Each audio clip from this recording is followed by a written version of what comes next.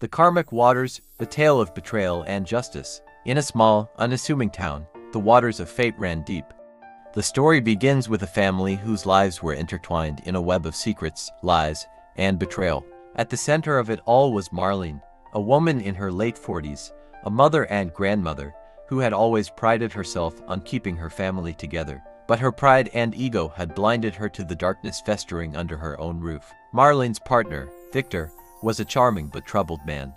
He had a way with words and a magnetic presence that drew people in, but behind closed doors, he was a predator. Victor had been involved with Marlene's teenage daughter, Lila, a quiet and dreamy girl who had just turned 16.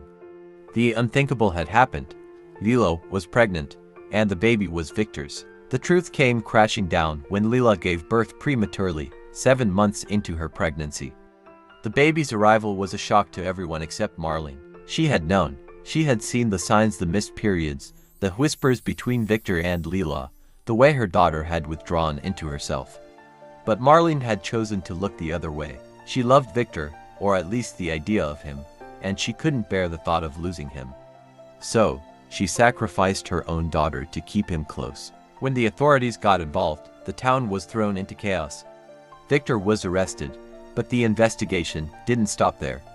A determined prosecutor, Ethan, took on the case. Ethan was a no-nonsense man with a sharp mind and a strong sense of justice. As he dug deeper, he uncovered a pattern of criminal behavior that went beyond Victor's actions.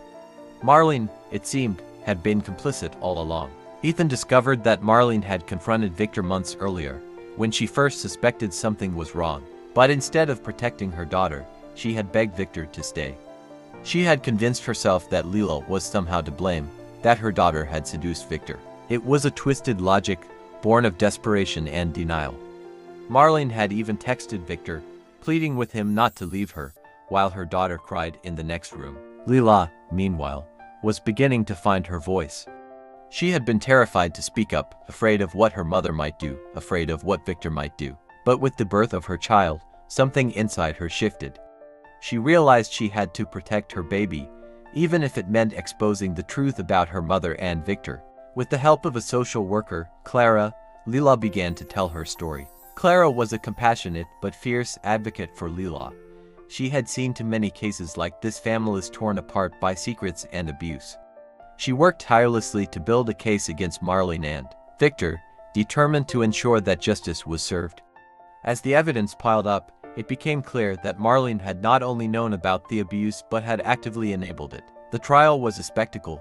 Marlene, once the picture of a devoted mother and grandmother, was exposed as a woman who had put her own needs above her daughter's safety.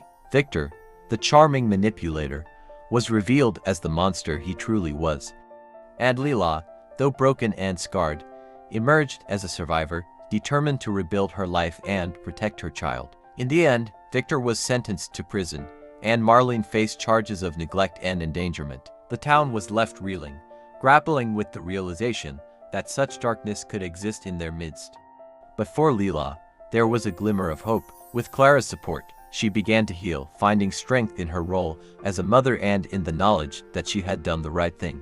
The story of Marlene, Victor, and Lila became a cautionary tale, a reminder that the waters of fate can run deep and dark, but that even in the depths, there is a chance for redemption and justice. And for Lila, it was the beginning of a new chapter, one where she could finally break free from the shadows of her past and step into the light.